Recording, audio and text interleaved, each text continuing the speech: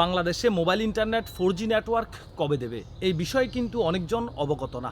অনেকজনে কিন্তু আমাদেরকে প্রশ্ন করে থাকেন যে ভাইয়া মোবাইল নেটওয়ার্ক আমরা কবে থেকে পাবো, কবে থেকে আমরা আমাদের মোবাইলের মাধ্যমে 4G নেটওয়ার্ক আমরা পাবো এবং কি 4G নেটওয়ার্ক পেয়ে আমরা ফেসবুক ইউটিউব কন্টিনিউ করব।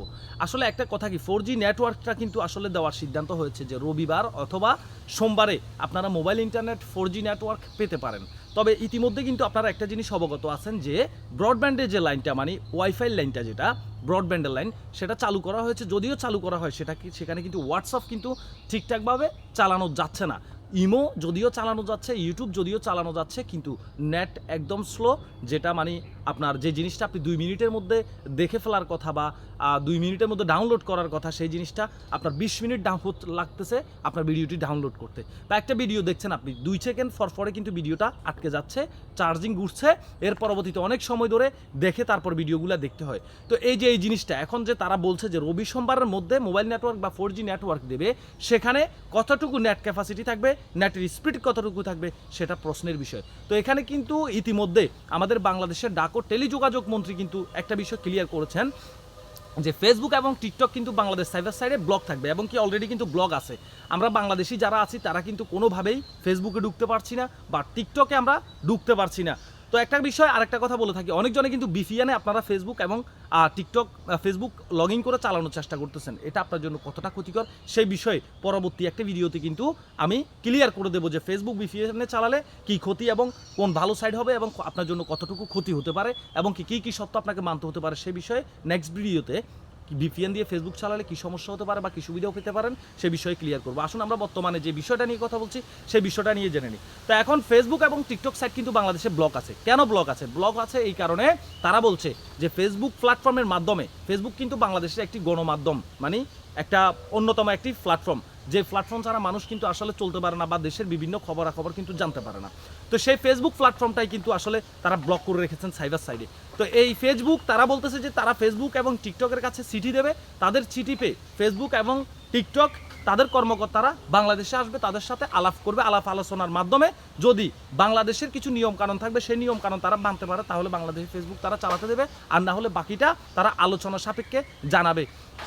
তো এখন বিষয়টা হলো তারা কিন্তু মূলত নিতে চাচ্ছে হলো ফেসবুকের কাছ থেকে বাংলাদেশে একটি কন্ট্রোলিং অফিস, যেই অফিসের মাধ্যমে বাংলাদেশ নিজেই ফেসবুককে কন্ট্রোল করবে। বাংলাদেশের যে কন্টেন্ট ক্রিয়েটার আছে, বাংলাদেশের যে ফেসবুক পেজের মধ্যে বিভিন্ন ধরনের ভিডিও বানায় বা পোস্ট করে, তাদের ফেসবুক পেজ এবং ফেসবুক আইডিগুলো বাংলাদেশের একটা অফিসে কিন্তু তাদের কাছে কন্ট্রোলিং থাকবে। তারা চাইলে যে কোনো ভিডিও তারা ডিলিট করে দিতে পারবে, যে কোনো পোস্ট তারা ডিলিট করে দিতে পারবে, এরকম কন্ট্রোলিং কিন্তু তারা ফেসবুকের কাছে চাচ্ছে। তো আমার যতটুকু জানা মতে ফেসবুক কখনো তার নিজস্ব কন্ট্রোলিং, নিজস্ব মনিটরিং কারো হাতে তুলে দেবে না, সে যে দেশেরই হোক। তো আমি একটা কথা বলতে চাই, সেটা হলো যে আপনারা এখন আমাদের ডাক ও টেলিযোগাযোগ মন্ত্রী বলছেন যে ফেসবুকের মাধ্যমে বিভিন্ন ধরনের গুজব সৃষ্টি করা হয়। তো ফেসবুকের মাধ্যমে আমরা ফেসবুক ইউজার, আমরা ফেসবুক পেজে ভিডিও তৈরি করে থাকি, আমরা যতটুকু অবগত আছি ফেসবুকে কখনো কোনো গুজব সৃষ্টি করা যায় না, এটা 120% আমি কনফার্ম।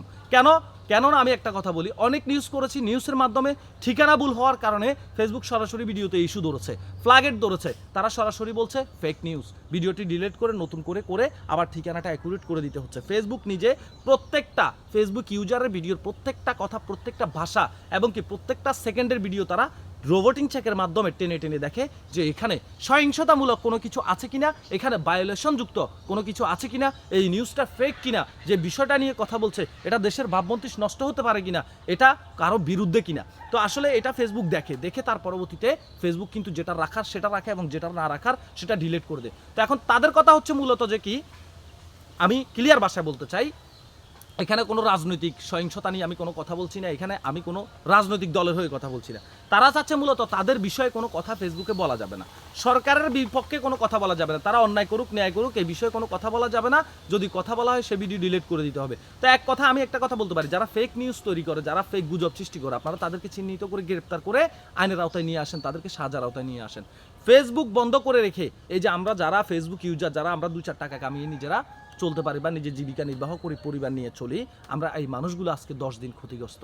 আমরা ফেসবুকে ভিডিও বানাতে পারছি না, আমার ফেসবুকের কী অবস্থা বা ফেসবুক পেজের কী অবস্থা আমরা কেউ কোনো হদিস পাচ্ছি না।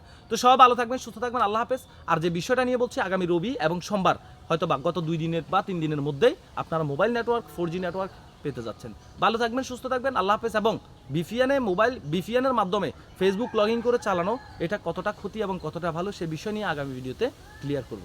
ভালো থাকবেন, সুস্থ থাকবেন, আল্লাহ হাফেজ। ইউটিউব চ্যানেল থেকে দেখে থাকলে সাবস্ক্রাইব করে দেবেন।